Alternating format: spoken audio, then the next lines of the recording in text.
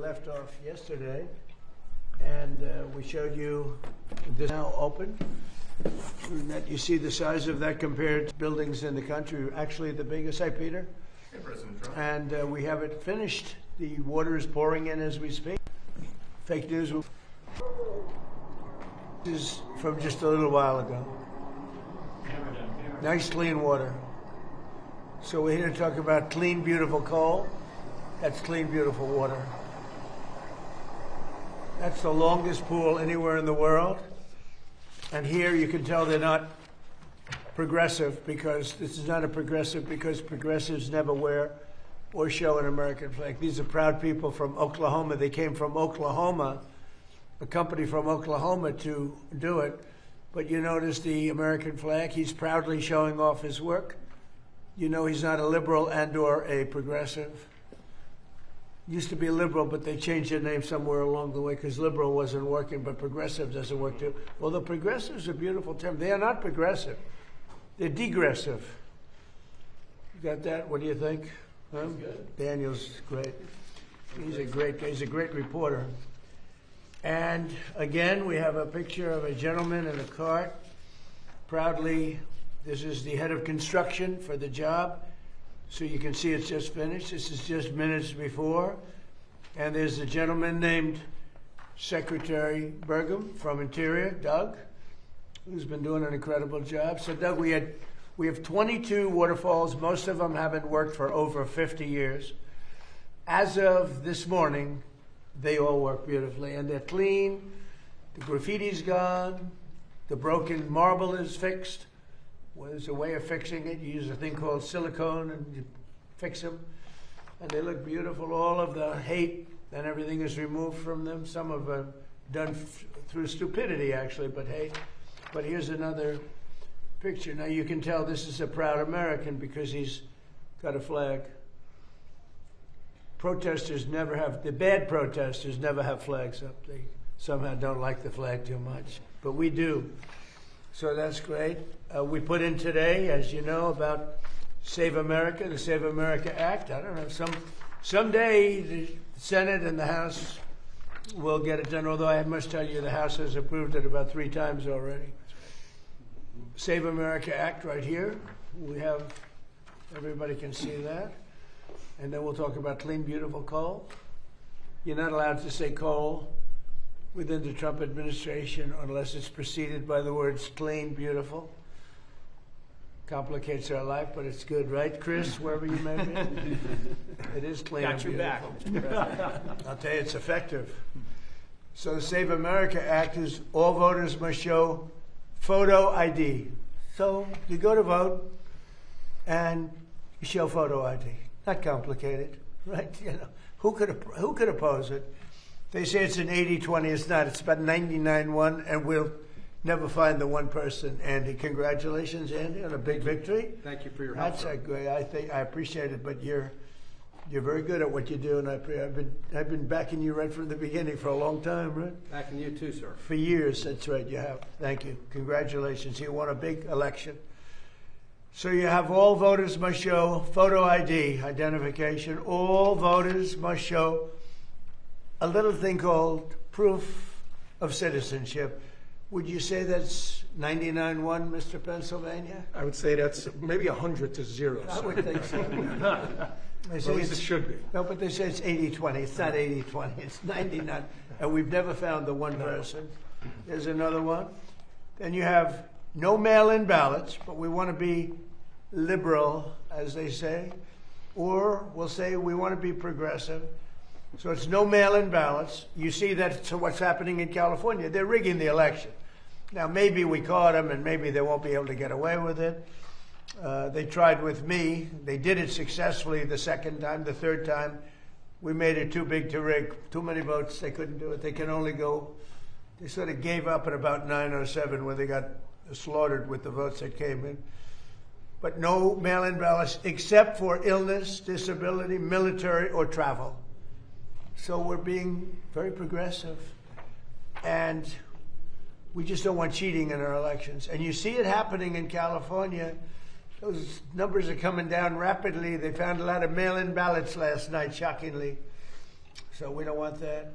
Then we added best of. This is best of Trump. No men in women's sports. No transgender mutilization surgery for our children. I would say that's pretty close to 99 to 1 also. No men in women's sports. I would say that's pretty good. We had the quarterback, Jackson is the quarterback for the Giants. He's a big, strong guy. And I said, how do you think you do in women's sports, Jackson? He said, pretty good, sir. He didn't know I was joking. He was not worried, so let me put it that way. He would have been the greatest athlete in the history of women's sports. You got to see the size of this guy. Like a male model, and he's going to be a great quarterback. So we talk about that. And so we just would like the Senate, Democrats, Republicans to pass it. Interestingly, Democrat people, not crooked politicians, because most of them are crooked, or they're sick, or they're Trump deranged. There is Trump derangement syndrome. But the people, it's 86, 87%. Democrats. I mean, Democrats are fun. I have a lot of Democrat friends, but I don't know, for some reason when they go into politics, they get radical left crazy, and they're trying to destroy our country, but we're not going to let that happen. So today we're taking historic action to bring down the price of energy and the cost of living for all Americans with the power of clean, beautiful coal. If you look at China, if you look at so many of the successful countries, they're using coal. If you look at some of the real great failures countries, they're using wind.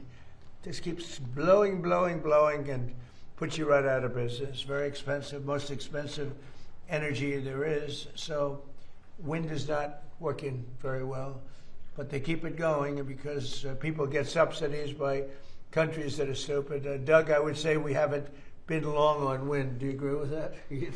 He understands numbers very well. You know, Doug was very, very successful. Believe it or not, I used to think it was in energy, but he was successful in technology, and he sold his company to, I think, Microsoft, right? And for a lot of money, and he ran for politics. He ran for office, went to North Dakota, won immediately, won governor, who was very successful for 8 years. And I watched him during one of the performances of some very talented people.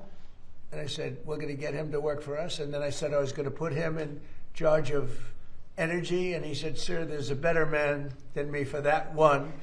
Not in all ways you feel that, but in one way. In energy, you do. And that was Chris, right? Yeah. Where's Chris? Right here. Right behind you. Well, he's a hard one to find. And Chris has done a fantastic job, and he's one of the reasons we're here today. We have had, we're right now double Saudi Arabia and Russia. If you double them up, that's what we produce, more than anybody else times 2. So think of that. As a result of the $700 million investment that I'm announcing today, we will protect 14 coal plants and 42 coal mines. It's a tremendous number. And build 2 new coal plants and 1 massive new export terminal, because we're exporting coal. Coal's a great business, really a big business, and it's real power. It's in terms of power, there's really nothing like it. You have so many different alternatives. They talk about some, but there's no real alternative. China, by the way, last year built 52 coal plants. They built about two windmills. You know, the only time they build a windmill is when they're trying to sell them to stupid people from the United States, the suckers. And by the way, and all over Europe, they sell the windmills, but they don't use them. I wonder why. They use coal plants and other things. These actions will support over 14,000 jobs and save the American people $50 billion in electricity costs. We're pleased to be joined by Secretary of the Interior, Doug Burgum. He has been great. I don't want to give him a big swollen ego, because then all of a sudden he'll leave me and I'll be stuck with Interior. I don't want to be stuck. But he's really done a great job. Secretary of Energy, Chris Wright, who's fantastic. And maybe our MVP. What do you think, Doug? It's close. Yes, right here. What do you think? MVP, Lee Zeldin. And the job he's done is great. We had the auto industry in yesterday. They don't want people to fix their car. I said, that's strange. I never heard of that. They have a thing nobody's allowed to fix their car. They gave a man 7 years in jail, actually, because he fixed his own car. So I thought we'd do something about that. But we'll get it all straightened away. Can you believe it? They want a bill that prohibits people from fixing. So if you're mechanically inclined, I went to school with some guys that were, in some cases, horrible students. But they could fix an engine blindfolded. They could take a car apart blindfolded.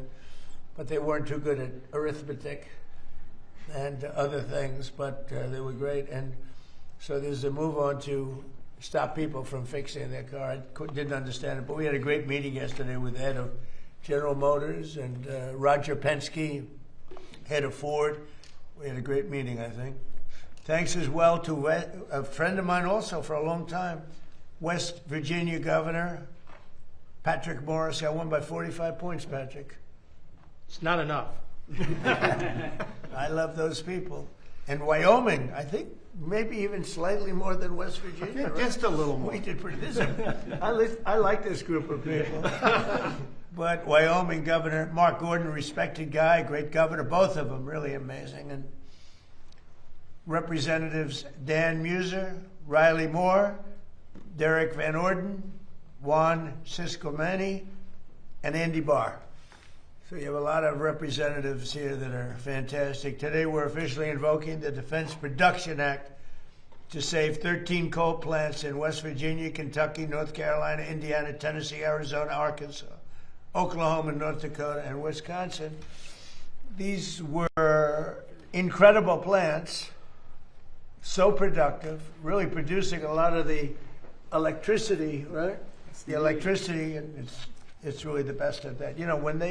When they find something better, Chris, I think we'll be all set for it, right? But there are long ways from finding something better. Coal's critical. And so when you look at that, those states, West Virginia, Kentucky, North Carolina, Indiana, Tennessee, Arizona, Arkansas, Oklahoma, North Dakota, Wisconsin, what do they all have in common?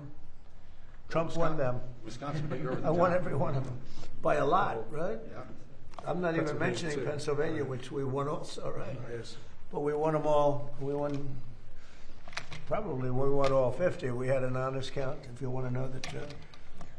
Our action will allow these facilities to invest in upgrades that will extend their operational lives for decades into the future, reinforce the reliability of our electric grid, which is really the biggest beneficiary, and most importantly, keep electricity prices very low for the American people. This brings the total number of coal plants that we've saved during my administration, just like when we said we saved 25 water fountains. Think of this. These are fountains, beautiful fountains that were so horrible to look at with the graffiti. Over 40 years, many of them closed over 40 to 50 years. The big one, the reflective lake, some people call it a pond, some people it's like a lake. But the reflective lake was built in 1922. It never really worked from the beginning, from 1922. That's a long ways. So it's over 100 years old.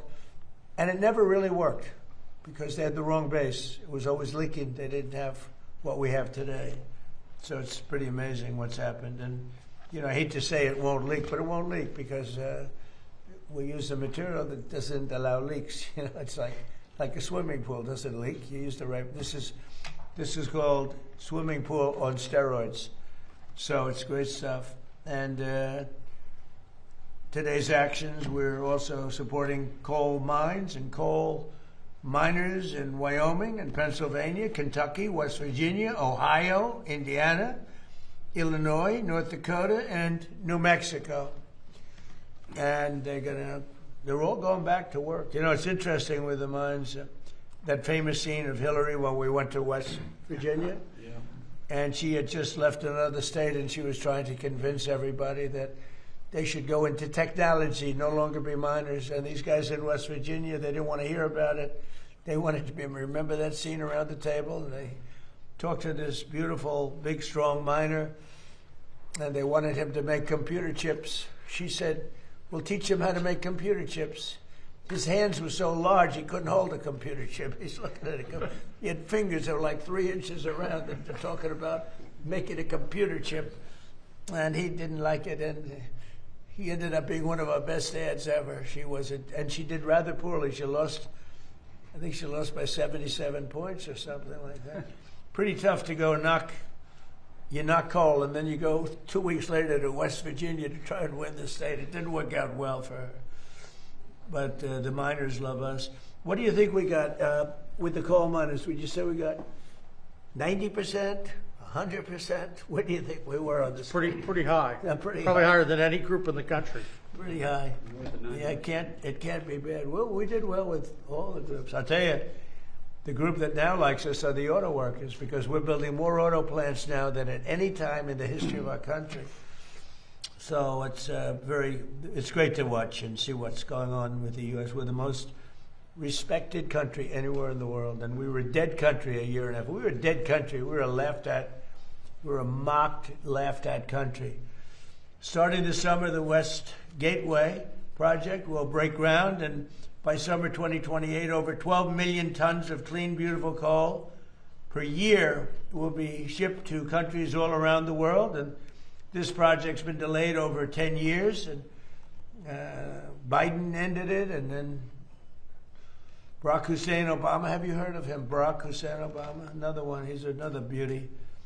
But that delay is now over, and it's going to be very productive. It's going to fuel our electric plants in particular. It's going to be amazing. Finally, we're taking nearly $200 million in that to set aside for the Green New Scam, and it was set aside for the Green New Scam, but the Green New Scam is history, and repurposing that money so that we restart a coal plant in Maryland and help build 2 brand new coal plants in Alaska and West Virginia.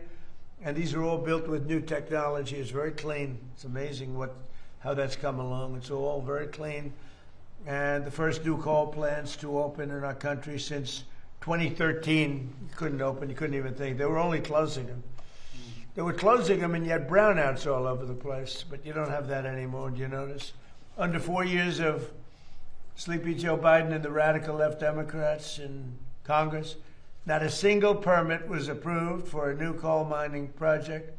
But in over 1 year of our administration, we've already approved 76 permits for clean, beautiful coal.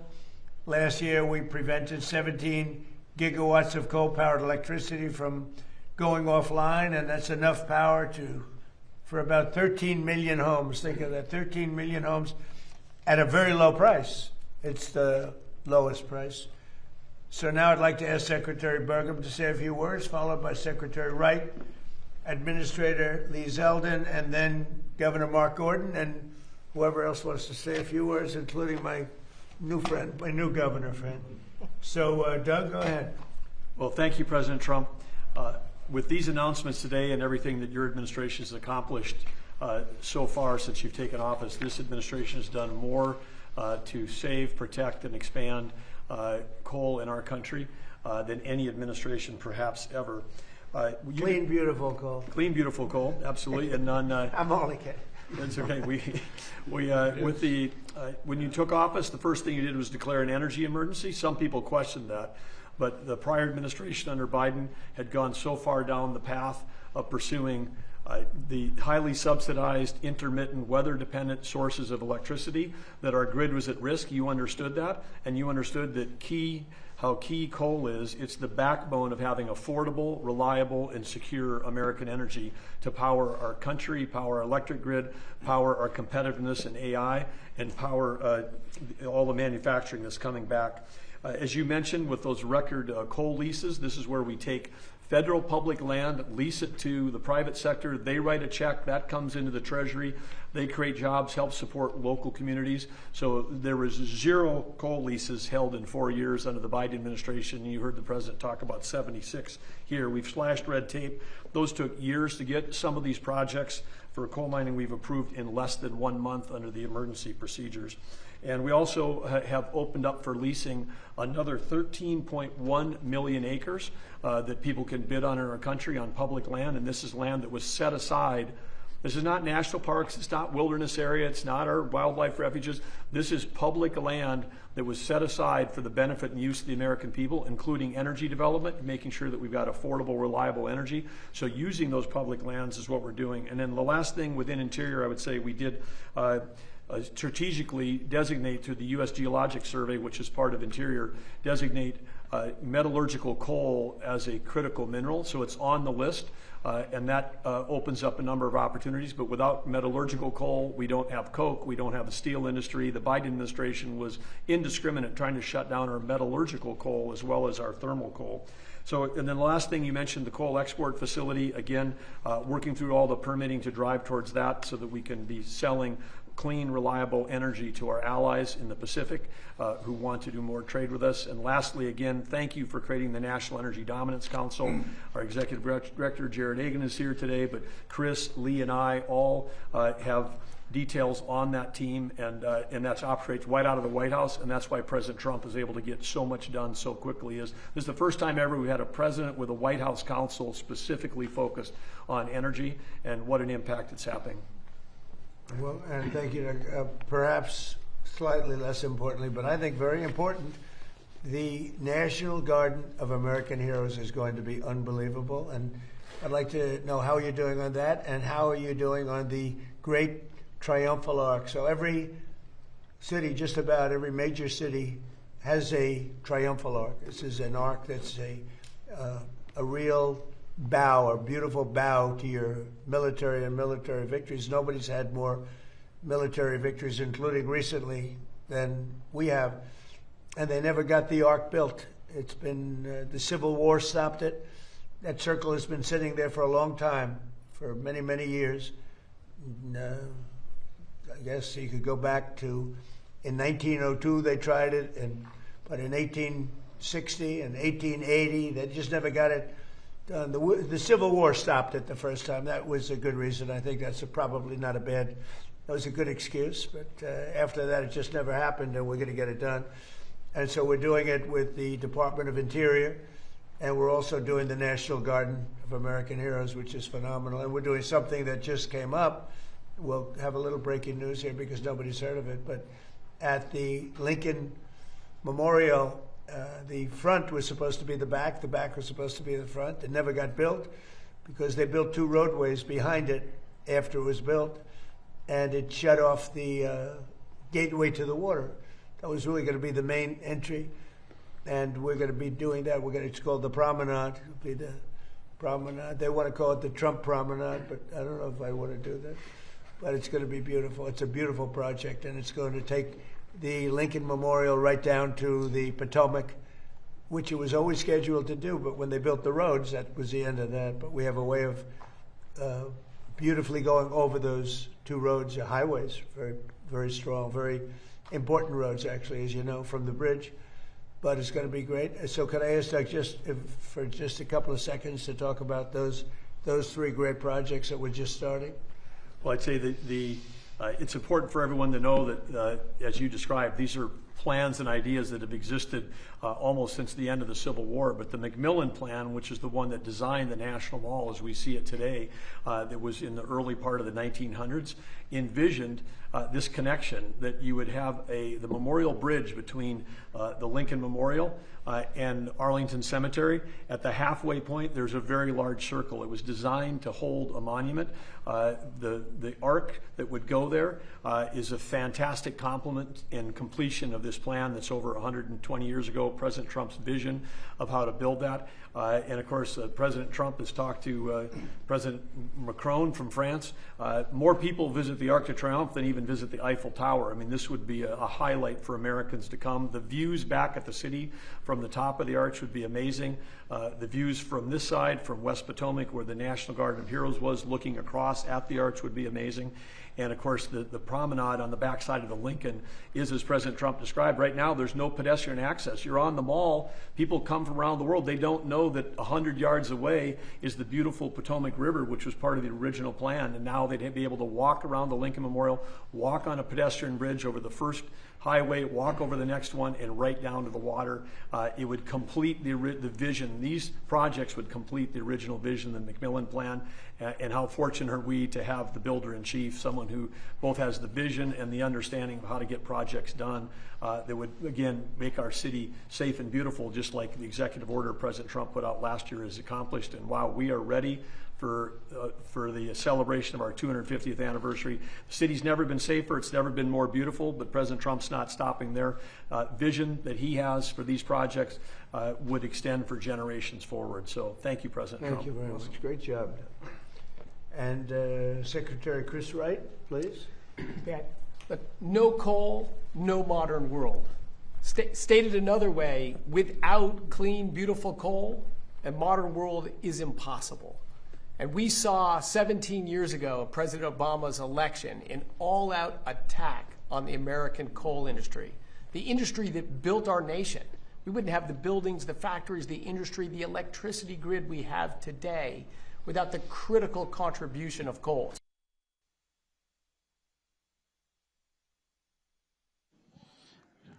Check for record. Yep, 1, 2, hey. And the foldback's working fine? I just heard that. No, let me do that real quick. I can just use the one that you already have in here, yeah? Sean, I can just use it.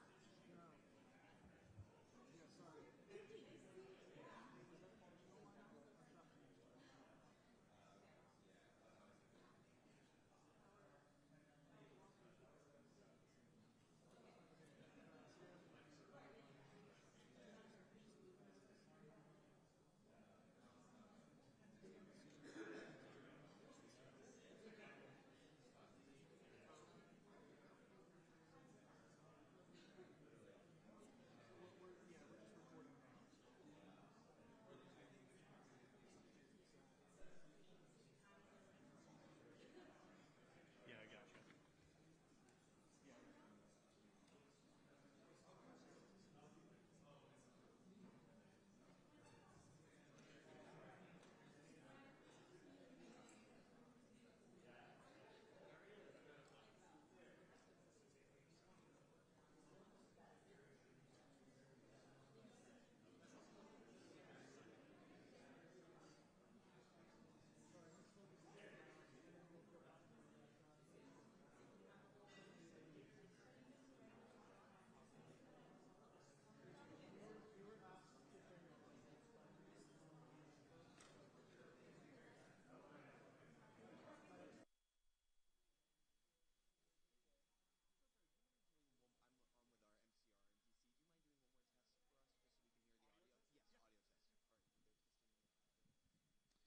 Audio test for press. 1, 2, 3, 4.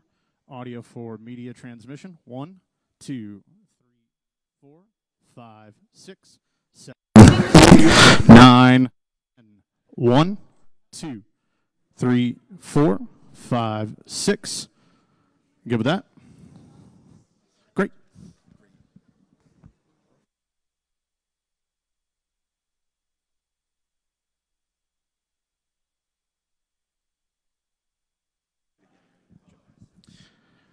Transmission test for media partners. 1, 2, 3, 4,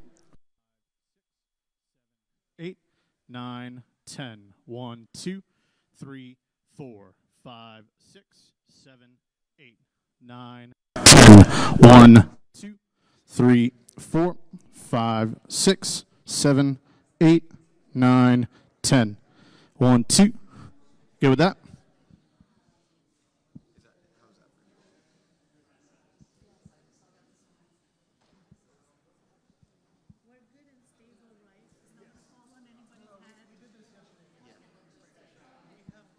Mic or line out? It's line out. Line. Yeah, line, but it's so little now. What's wrong? Low. No. It's low? Yeah. One of them. What's that? Okay, okay. I mean, it's nominal.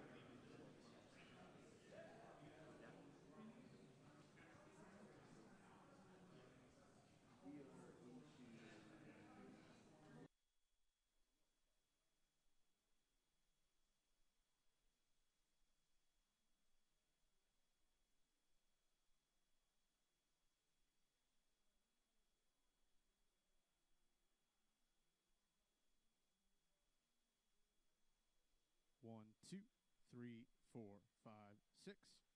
Hey, hey, 1, 2.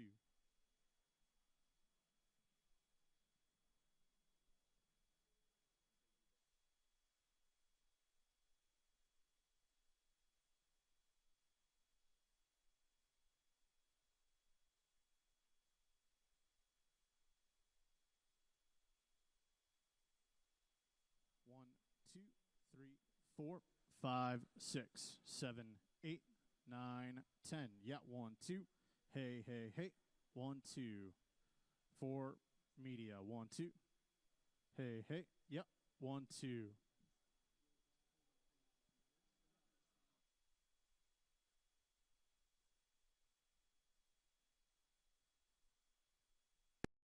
The Democrats were running for power to sit at this desk and to leverage that power to destroy these communities. Enter President Trump. He has saved clean, beautiful coal, and it's been an honor to be part of it. Thank you, Larry. Great job, too. Wyoming Governor Mark Gordon. Thank you. Mr. President, it's an honor to be here. Thank you to the secretaries who have breathed life into an economy in Wyoming that has been there for a long time.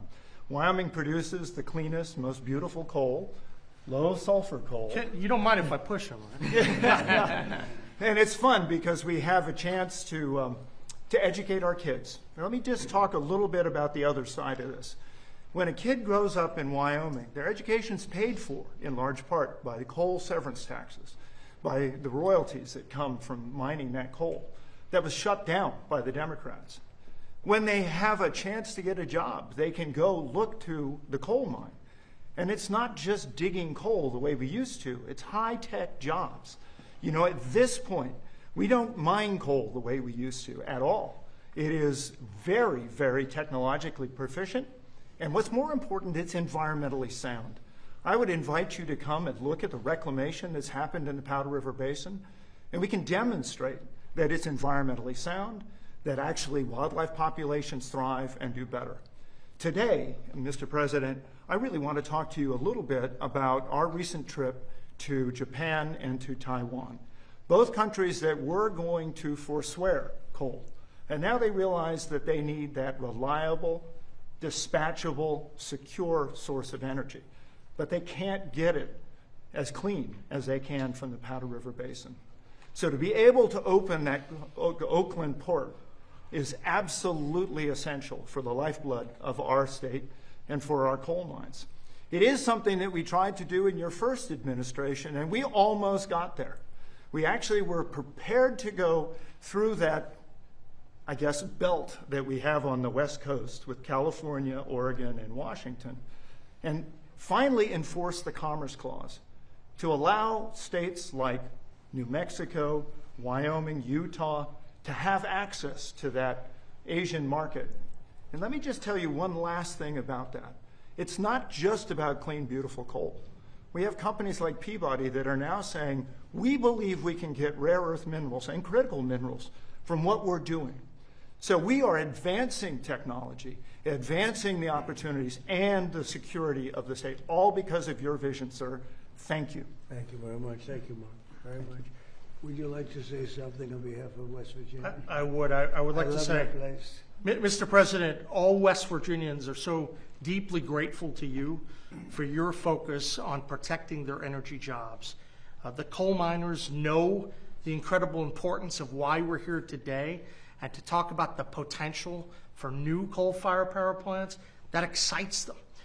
And I think West Virginians are really inspired because we're America's energy state. When you think about what's happening on the global scene, where that fight, that international fight with China for information technology supremacy, we believe that your policies are going to allow America to compete and win, and West Virginia is going to supply the coal, the gas, the nuclear to help make that happen. So I'm very excited by everything you're doing, even some of the relatively small things when you come in and you sign agreements with your administration, putting hundreds of people back to work. It's all making a big difference for West Virginia. So thank you, Mr. President. Like, as an example, the Gulf of Mexico into the Gulf of America. It bothered me for many years. We have 92% of the frontage, and we made that little change, and Mexico was thrilled. They were thrilled about it. But that was a good one, right? You were telling me before that was a good one. It's about the United States now for a little while, if it's okay. Would you have any questions, please? Yes, President Trump, this was just crossing as we were heading in here. President Zelensky wrote a letter to President Putin. He wants the two of them to meet to hash out the end of the war in Ukraine because he thinks you are too busy with the war in Iran. Is he right? Well, I don't know. I'm glad that they're maybe talking about meeting. I think we had a lot to do with it. I know exactly what you're doing. But I think it would be great if they met. They should get it done. Mr. And there's been a lot of talk lately about the Treasury putting your face on a $250 bill. Have you seen a mock-up of the Trump $250 bill? And if that winds up being currency, would you ever be able to tip anyone anything but that? Well, I think I'd probably leave it for everybody. I have actually seen something just about 2 days ago. I know it's been pushed by a lot of our supporters, and I'm honored that they're doing it, but we'll see how that all works out. But I have heard about it, and there is a group of people, they really like the job we're doing, you know, so that's a great honor. Yeah, please. You announced just a few days ago that you're naming Bill Pulte as the acting director of national intelligence. There's been a little bit of a pushback from some Senate Republicans. Why do you think, Mr. President, he's the best person for the job? Well, he's very smart. He's a person who's got high integrity. He's done a phenomenal job at Fannie Mae, Freddie Mac.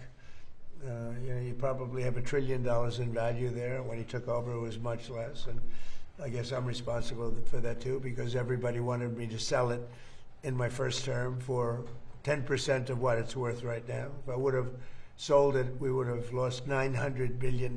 We would have lost, I mean, think of it, it's probably worth $1 trillion. And I was offered, people want me to sell it at $100 billion, a very small percentage of what it's worth now. So, and he built it up a lot, did a great job. And it's an acting position, it's not a permanent. He's not going to be permanent because, you know, I don't think he'd want to be permanent. But he's a very smart guy, and he may find out some things about the rigged elections, et cetera, et cetera. I think he'd like to do it. I think he wants to do it very much, got a lot of energy. But he'll be very good. Again, it's not a permanent position. Right. We're interviewing people right now, but it's somebody just to take it over for a little while. Does he have the necessary, in your view, Mr. President, the necessary national security experience to take on that position? Well, I do, and I think he does, actually, because he's smart. Because a lot of national security, I wasn't greatly experienced in national security, and I think I've done a really great job with it. A lot of people would say that. I've ended 8 wars, and soon to be a 9th. I hope that works out too, you know.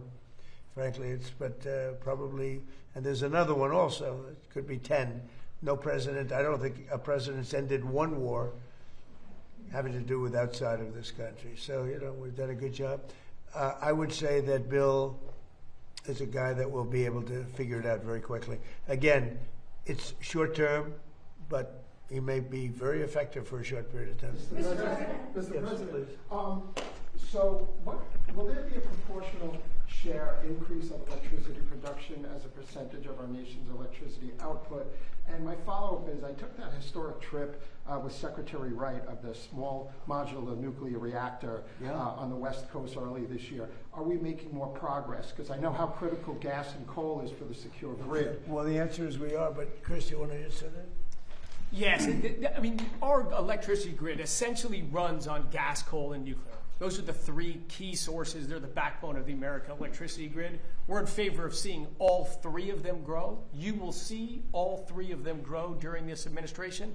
And in fact, later today, before the sun goes down, you'll see a big announcement in the nuclear space related to the trip you came on. Thank you. Okay. Thank you. Mr. President, President Putin said today that he was willing to make compromises that you requested to end the war with Ukraine if Ukraine was willing to make similar compromises. Yeah. What were the compromises that you asked? Well, I'd rather not say, because Peter asked me. I think it was meant as a little wise guy question, but I'm not sure. But I'm very responsible when that happens. It's going to happen. They're going to both make compromises. I suggested those compromises. And, you know, we've had a lot to do with it. We'd love to see their two very good people. They're two very, incredible countries, beautiful countries. They've got us up. Last month they had 25,000 people killed. Soldiers, mostly soldiers. Some people, but mostly soldiers. And it's been averaging probably almost 25,000 people every month of soldiers killed. And I've been very strong on the fact that they've got to get that over with. So, but they do. I want them each to make certain compromises. I think they're going to do that. Yeah, Daniel? Mr. President, thank you. You, through your actions, have saved and supported more than 100 coal plants in your second term. When you hear something like that and you try to create an environment where they're not just surviving, they're thriving, what does that do to the reliability of our energy grid, but to the economies as well of states like Pennsylvania, West Virginia, Wyoming? How does it bolster those economies? Well, we were destroying our grid because we were relying on wind and other things that don't have the power, they don't have the strength, they're very expensive. Wind is the most expensive form of energy. It sounds good, wind, beautiful wind, but it's very intermittent. But those windmills cost a fortune. They break, they kill the birds, they're bad for the environment. Nobody wants to be near them. The houses, I don't know how they got popular. They're not popular with the people. They're popular with investors because they get subsidy. But we pretty much cut that subsidy out, I think, Doug, right? Absolutely. In the working families tax cut bill, it all expires, and since the subsidies have gone away, there's virtually no one, particularly offshore, no one is trying to build one of those projects in America. Turns out they weren't trying to generate electricity; they were just trying to generate tax credits.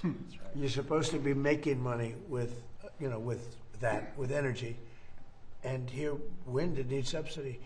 Energy shouldn't need subsidy. We have so many different forms of energy, but I've talked about it for years. Wind is the most expensive. It's the worst. It causes tremendous problems, and it does. It kills millions and millions of birds a year. Nobody mentions that.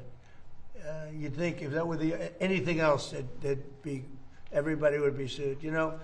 If you kill a bald eagle, to put you in jail for like 4 years or something, and yet windmills knock them out of the air all the time. Nothing happens. It's disgraceful. So we're into energy that really works and works powerfully. Yes, go ahead. And we're waiting outside to come into the Oval Office. Everyone's looking at the UFC structure, the claw. Are you happy with how that's coming along, and what are your expectations? We put it up in 5 days. It's incredible. And I told yesterday the story of the Eiffel Tower, and it was 1889. It was put up. It was going to be brought down right after the World's Fair ended, which was up for a short while. And they said, well, let's leave it a little bit longer. Then they said, let's leave it a little longer. It never came down. That was 1889, the World's Fair in Paris.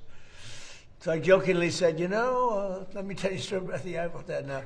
Now, it'll come down after the fight. There were actually some people who said, he wants to leave it up. Yes, please. Mr. President, about the Columbus statue, Columbus Fountain at Union Station, it looks amazing. Thank you. And what does that mean for the relations between Italy and the United States? It means Italian people love Trump. Because, that was controversial. People want to rip it down. You see how beautiful it is. And we didn't only not rip it down, but Doug and his group and all of us together, we beautified it. It's I didn't know that marble was going to be so beautiful once we cleaned it up. You wouldn't believe it when you saw that thing was loaded for 50 years with filth and graffiti and everything else. It's amazing. It's amazing how good. They did a really great job. On the Strait of Hormuz, Mr. President, do you still want European allies' help? We're discussing energy today. And well, we don't need the help. What kind of help would you want? We're the most powerful military in the world. We gave them a chance to help, but they chose not to. NATO.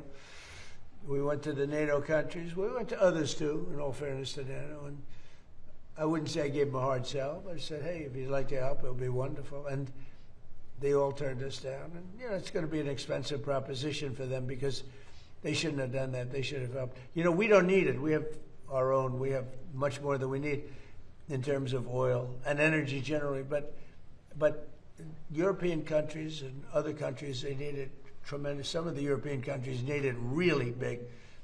And they should have said, we'd love to help. But if you could choose, but Mr. President, if you could choose, what would you ask them to do, sir?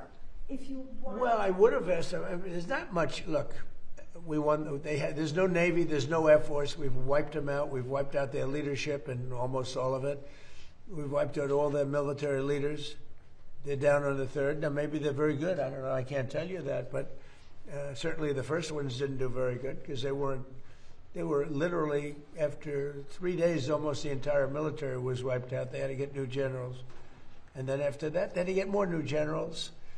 And we knocked out their anti-aircraft, their Air Force, just about everything you can knock out. So, and then you'd read in the fake news that they're doing really well in the war. I mean, it's unbelievable. We knocked out everything there is to knock out, and you'd pick up the fake news and they'd say how well they've done. They're doing brilliantly. They have no Air Force. You know, they had exactly, we knew that, 159 ships. Andy, out of 159 ships, all 159 lie beautifully at the bottom of the ocean. We actually took pictures of them down there. And then you read the fake news, they say, well, their Navy is really great.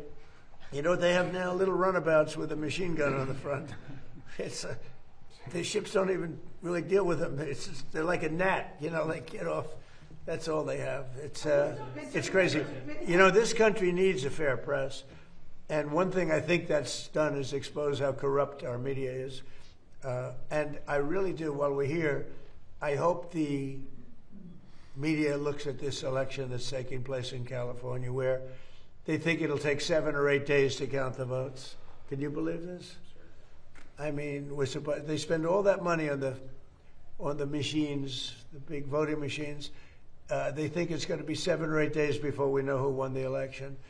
But the numbers are looking strange because without any vote counting, the numbers dropped very precipitously for 2 Republicans that are doing well, that had been doing well. And I hope you're all watching it because I'm watching it very closely. Mr. President, are you worried that China is funding an anti-data center movement here? No, I'm not worried about it. We had a great meeting with China.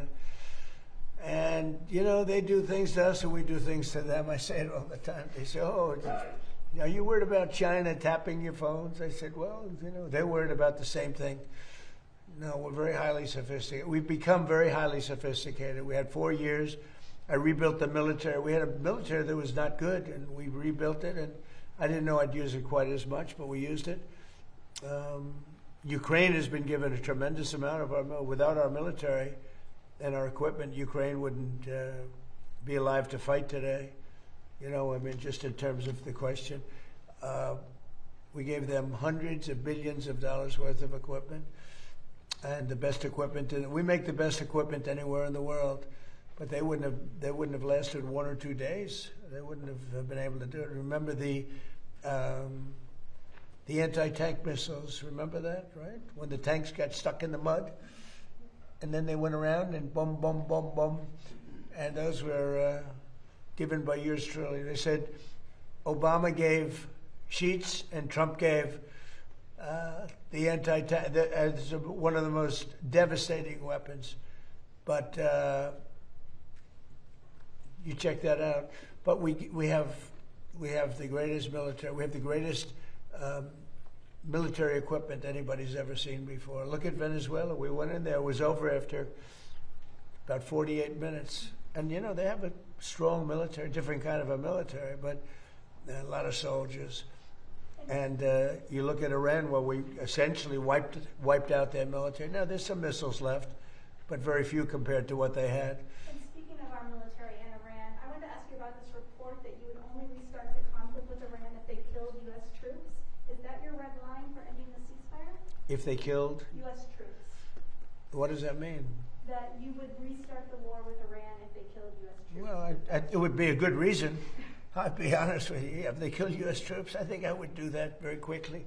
Yeah, that's a very interesting question. Iran, you responded to the vote in the House yesterday on the War Powers Resolution. Also, we've seen Hezbollah reject the U.S. brokered peace in Lebanon. You said that negotiations are in final stages, but Iran's saying they're stalled. They didn't reject me. They didn't reject that. They're looking. I think Hezbollah, I will tell you, they called us and they said, how about stopping? And I think you're going to see things happen over there. That's been like a little bit of a different world, but it's interconnected with Iran. And it would be really nice if Lebanon could have some peace Lebanon's been under attack for so many years and always like an underdog. And it would be really nice if it could end. And I spoke to Bibi Netanyahu about that. And I speak to them about it. And I actually spoke to Hezbollah about it. And I think progress is made. That's been going on for a long time. You know, when you look at that for years and years, 48 years, I say, well, let's get this settled. How long has it been going on? 48 years. I said, that's a long time. Not that easy, but go ahead. As we get closer to the midterms, are you starting to factor in a domestic reaction to this in your handling of this? Or are you I just do what's right. Indefinitely? No, I mean, look, it was like Venezuela. It was very unpopular. Then we won, and my numbers went through the roof. I have very high poll numbers. They went through the roof. It was very unpopular when I went to Venezuela. They said, oh, we don't want... Well, first of all, that one's relatively close. It's sort of a semi-neighbor, right? And the relationship with Venezuela is incredible. We've taken out millions and millions of barrels of oil out of Venezuela. It's very oil-prone. I guess, Chris, one of the most, right? Yes. And we've taken out, you're sort of leading it, but you want to just tell them real fast about the relationship we have with Venezuela, Chris? Yeah, things with Venezuela have gone very well. Venezuelan oil exports today are 3 times higher than they were right before we went in. So it has been a meaningful incremental supply of oil to the world. And one of the reasons we're solving a 47-year-old problem of Iran's race for nuclear weapons and oil prices in the U.S., we wish they were lower. But gasoline prices in the U.S. are, you know, a little over $4. They're $10 in Europe. They're higher in Asia. They're very high in California. The bigger threat to energy prices in the United States is Democratic green energy policies. They have driven up energy prices far more than a conflict in Iran. And the conflict in Iran will come to an end. We hope that crazy green energy, drive up energy prices policy of the Democrats at federal and state levels, we hope that comes to an end too. And remember this, if you want to call it a war or if you want to call it a military operation, you cannot let Iran have a nuclear weapon. And everybody agrees to that, no matter, almost everybody. But wait a minute. Our gasoline prices are lower than they were with Biden without that. And he would have let them have, in fact, he inspired them to have, frankly, a nuclear weapon, him and Obama. Obama picked the wrong country, you know that. And the Obama deal, I terminated that, or they would have had a nuclear weapon. That was a road to a nuclear weapon. Our deal, if we make that deal, and it's going well, but who knows, if we make that deal, it's the exact opposite. They will never have a nuclear weapon. It sounds like you're in it for as long as it takes. I'm not going to let them have a nuclear weapon, no. With Obama, it was a road, you know that, it was a road to a nuclear weapon. That was a short-term agreement, and at the end of which they would have a nuclear weapon. So they would have had it 4 years ago. Then we attacked with this beautiful plane right here, the B-2 bomber. We attacked 10 months ago. We attacked their nuclear sites, and they were obliterated. It turned out that, you know, CNN was wrong. They said, well, maybe they weren't hit that hard. They were hit so hard, nobody knows if you can even get it out. But the only ones that have the capability of getting out is us in China. We're the only ones with that kind of equipment that's powerful enough to go down that deep into a mountain. But that mountain crushed it. That mountain literally collapsed on top of it. Those pilots did one hell of a job. And now the atomic energy, as you know, has backed us up on that. They think it's a very, very hard thing to get it. But we'll get it anyway. But we're the only one, and China. I believe China too, but we're the only two that have the capability. Joe Biden is out promoting a new book this week. When you met with Joe Biden, President Joe Biden, right here in the Oval Office on November the 13th of 2024, could you detect any cognitive decline in President Biden at that time? No, not really. I mean, he was the same guy I've been watching for a long time. I mean, you could go back 40 years. I watched him 40 years ago, 30 years ago. He was never the sharpest guy. You do know that, right? It wasn't like he was sharp as a tack. But, no, it was the same guy. They actually invited me here before the election, which was strange. You know, we went here before, but then I met also, as you know, we did the ritual. And, I mean, he was fine as far as I was concerned. I don't know, something happened to him during the debate. It could have been me. You know, I thought I had a very good debate. Nobody ever says that. They say that Biden did badly. What about me? Did I do well? You know, there's a reason he did badly. So the question is, did he do badly because he choked or because he didn't have it? But he didn't have a good, I would say this, he did not have a good night. But during that time period, you met with him for about 2 hours. You didn't feel he was No, he spoke softly, very softly. And as we started to speak, I mentioned this to people. He spoke very, very softly, very low. And as we talked, we got along really well. And I thought he was fine. When I say fine, I mean, was he like talking to Doug Burgum? Was he like talking to Chris? Was he like talking to any of these monsters up here, all these tremendous politicians and environmental geniuses? Was he like talking to Andy Barr? No. He was fine. I have a question about Hunter Biden. He's on social media now, and he has suggested, maybe joking, I don't know, that he could run for president in 2028. How would he do, Hunter Biden, in a 2028 Democratic primary? Well, you would think that, past has something to do with winning an election, and I would say his past is not the greatest. Where's Hunter? Remember my Where's Hunter? It became the #1 shirt anywhere in the world for about 3 weeks. I'm not going to say bad. I'm sure, hey, if the guy from Maine can do well, I guess Hunter could do well too, because the guy from Maine is a basket case. And I would say worse than him is the one from Texas that looks like Alfred E. Newman. I would say that if he can do well, maybe Hunter can do well. I'm not sure. It'll be pretty close as far as I'm concerned. And I've got a question about the nuclear dust. So the bombers go in, they entomb a lot of this enriched uranium. Yeah. At this point, do you need a deal with Iran to go get it? Or have you thought about just a covert, daring, send in the SEALs, send in the Rangers? But I didn't want to be Jimmy Carter, I didn't feel like being Jimmy Carter. So that's off the table. We did. Well, we thought about it right at the very beginning, before we did what we did, before we destroyed their entire military. We thought about it, and I didn't want to be in a position where you had, to get there. It's not like Venezuela. Like you go in, you're there for a matter of minutes, and you're out, and everybody's waving goodbye as you take off, and you brought the cargo back. This is different. You'd have to be there for 2 weeks. You'd need massive equipment. You'd have to airlift the equipment in. You're in a war zone. And there was a time at the very beginning when we thought about doing that, because they would have not been watching, but they would have found out. I mean, during a period of a week to 2 weeks, you would have had a major construction operation, because that plane, and more importantly, those people that operate those planes, including the mechanics, that flew for 37 hours round trip. Think of that. And the tankers that refilled them 4 times, and what an operation it was. Amazing. And but we would have been, Peter, we would have been there for a period of from a week to 2 weeks. We would have gotten it. But I said, I don't like the idea of that. All of a sudden, they, pinpoint, they still had missiles left. That means they would pinpoint you and just keep lobbing them in until one gets through, and people would have gotten killed. So I didn't like it. We could get it right now. I don't think they could stop us if we wanted, but there's no reason to. It's entombed. You use a good word. It's entombed. We also have cameras on it through Space Force. We have very powerful cameras. Every door, there's a door. You know where the doors go? They go to bad places.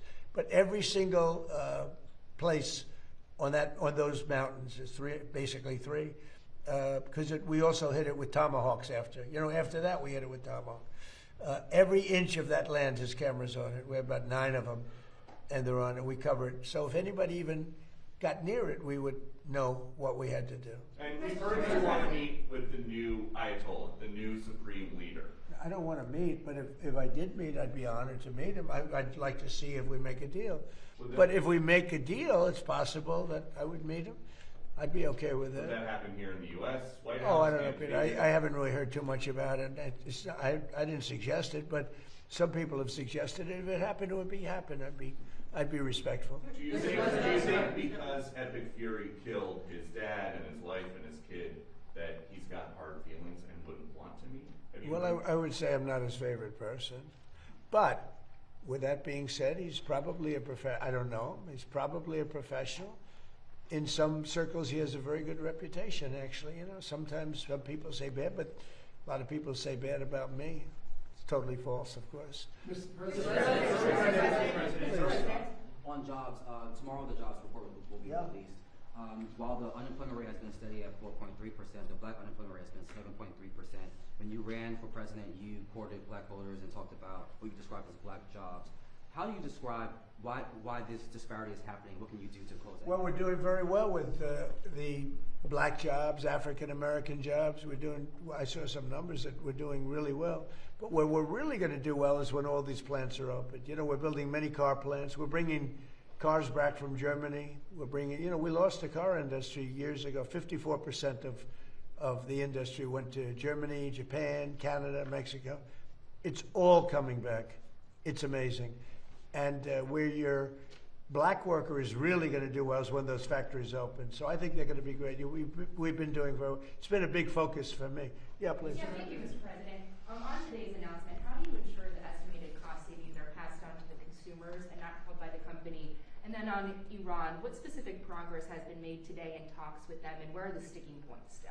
So we're really lowering costs. When I came into this job, we had the highest inflation in the history of our country. 48 years, they say, but I think the history of our country, whether it's 48 years or more.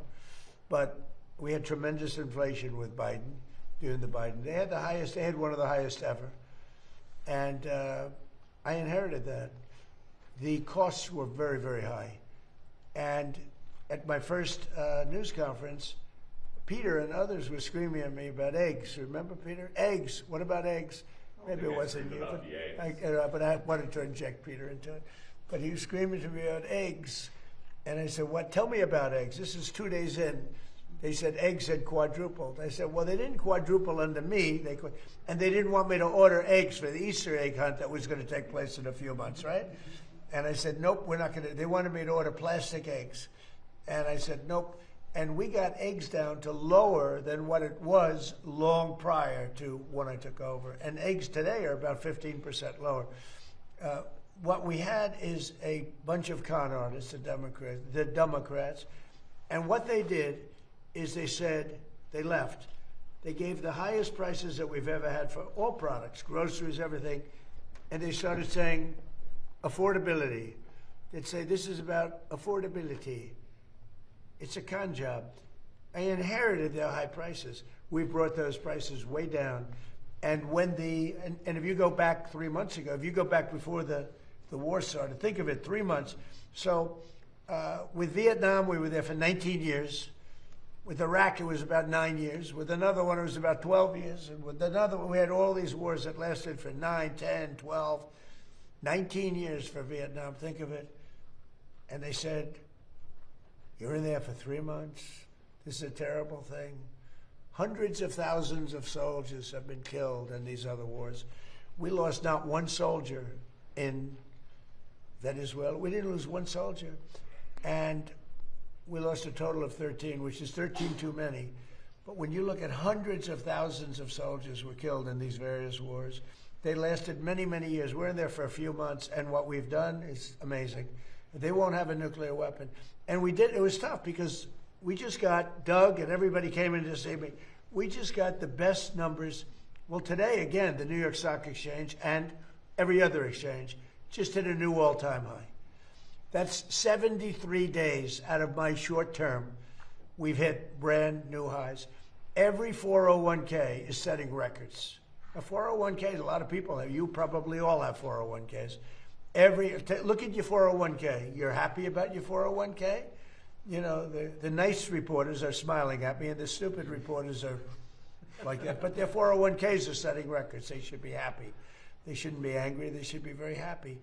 But 401ks are setting records. They've never had anything like it. So, we've done a good job. As far as Iran's concerned, you're going to find out what the deal is. But the main parts of the deal is they can't have a nuclear weapon. The Strait will open immediately. It's going to open immediately.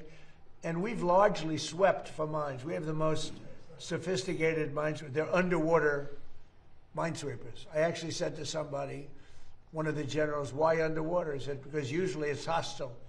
You know, when you're looking for mines, typically it's not in a good neighborhood, right? So underwater made a lot of sense when it didn't take long to figure that one out. So I think we're doing very well, but we're going to see if we're going to win one way or the other. We're going to win on paper, or we're going to win military. One way or the other. It's going to be militarily or on paper. Mr. President, yes, Mr. President, Mr. President. Thank you, Mr. President. How critical is energy dominance, whether it be coal, whether it be LNG, whether it be oil, to national security? Without it, you can't win. As an example, AI is a big deal.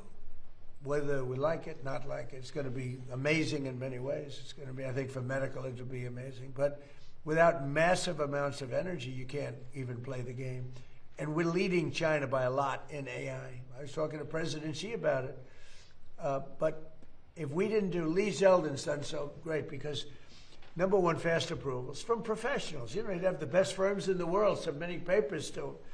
And we didn't keep them waiting for 10 years and then vote against them after 10 years. That was, guys would file with the environmental for a plant of some kind. After 15 years, they would be rejected. It was terrible. Now we have great professionals there, and we only accept plans from great professionals, but we give them fast turnaround. And it's been really amazing. I think the biggest thing we've done, Lee, is we let these geniuses with all this money build their own electric plant. We don't take it from our grid. We let them build their own plant. They become a utility. So they're building a plant, and at the same time, they're building electricity. Because if we didn't do that, you couldn't have anything. You couldn't have, and we're letting that happen too with car plants and other plants. If they want to build their own electric, but with the AI, you know, you hear so much about it, but one of the biggest things, they build their own. And then excess energy that they create will go back into the grid. Yeah, please. Mr. President, on Cuba, Mr. President. Just let him have one. Mr. President, Secretary Rubio was in Delhi last week. He delivered a letter from you to Prime Minister Modi. And so you also addressed people of India to your favorite ambassador, Sergio Gore. That's right. Yeah.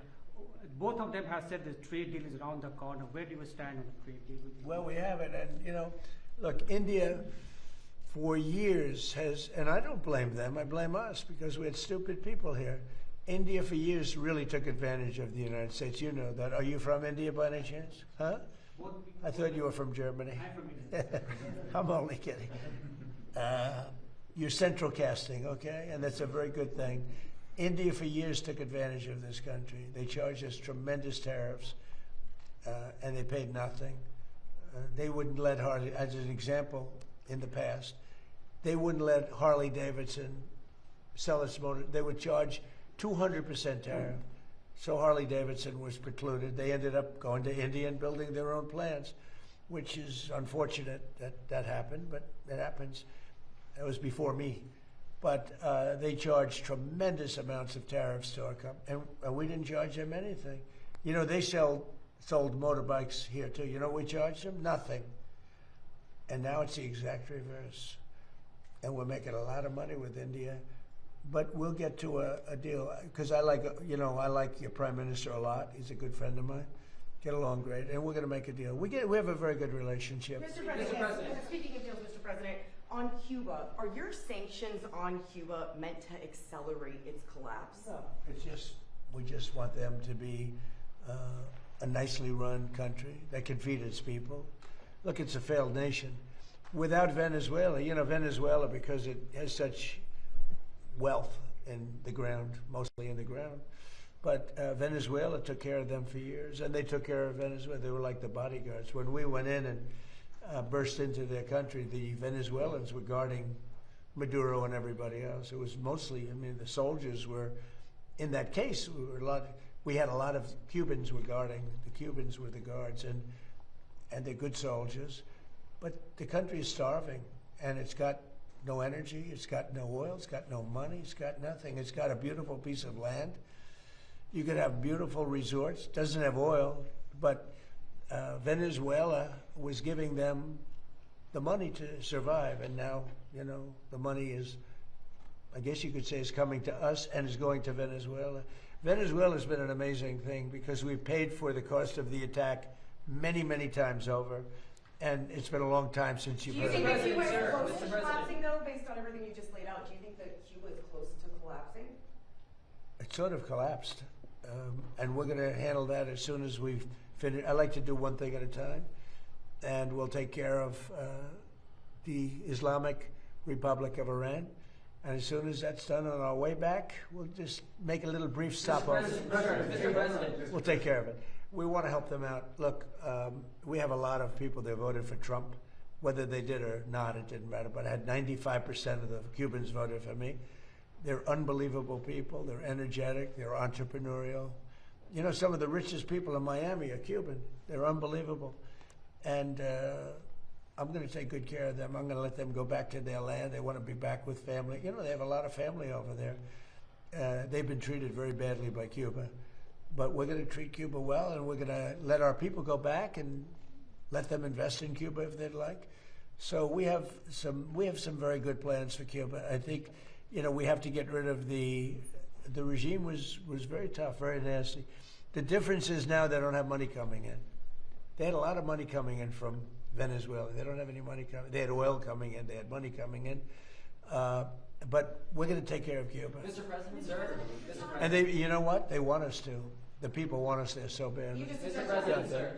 Last night, huge night for the city of New York. The Knicks won Game 1 of the NBA Finals. There's been a lot of speculation. Have you decided whether or not you want to attend a game at Madison Square Garden? Well, I've been a Knicks fan for a long time, and I'm also a Jim Dolan fan. He's a nice guy, okay? He's been a long time wanting to win, and he's a competitive guy, and he's got a team that's amazing. You know, I don't think they've lost a playoff game. Can you imagine that? And it was not looking good. I saw the beginning of the game, and it wasn't looking good. I missed the middle because I talked to generals all night long now. But I watched that end of the game, and they were dominant. Really amazing. And Wemby's a great player. He's going to be a great player, and he is already a great player. I say, how do you guard this guy? 7'5", and he's got a great shot, right? But they find a way to do it. They're really great. They're a great team. And I'm happy for Jim, because Jim has really been fighting hard to, you know, produce such a team. So you never know. The answer is yes. He's invited me. I'm going. Which I'll game be have there. you decided, sir? Say it? Game 3, Game 4? Are you excited? It could be Monday. Yeah, Monday. Mr. President, speaking in New York. Maybe I'll do both.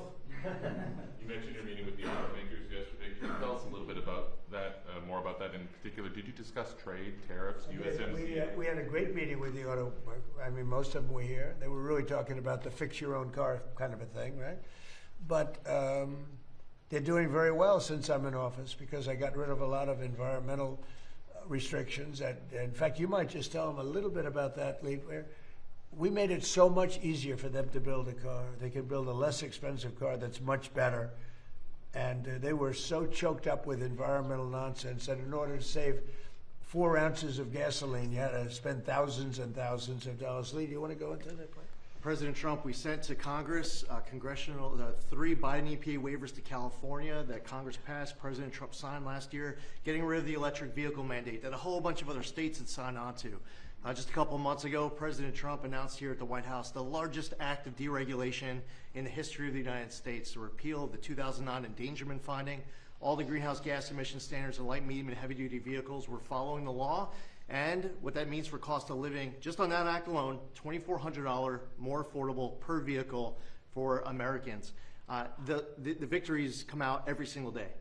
President Trump gave us very clear guidance. He wanted us to act at Trump speed to get this done as fast as possible. And what you see now all across America is billions upon billions of investments all across this country with new factories being built. They believe in America. They're investing in America with the American jobs to come up with it. And by the way, consumer choice, we got rid of that climate participation trophy for that annoying start-stop feature in cars to make your car die at every stop sign and red light. So yeah, the gifts, the receipts, the wins, they keep coming, and we're just getting started. Did they ask you for any tariff changes on auto? No, they didn't do that. Look, they're making so much money now because, you know, I did something else that, I don't know, does it because we have no tax on tips and no tax on Social Security, no tax on overtime, right? So that's really been big. That's turned out to be much bigger than anyone knew. If you look at the people, they're saving from $5,000 to $7,000, $8,000 even on average because of that. So it's been good. But I did something else that nobody talks about. If you buy a car and you borrow money, you're allowed to deduct the interest for income tax purposes. Never happened before. And deductions were always meant for rich people. They weren't meant for middle-class people or other people wanting to buy a car. So now you're allowed to get a deduction of your interest payment. That's a tremendous thing. I mean, but what's the key? Only if the car is made in America. Thank you very much, everybody.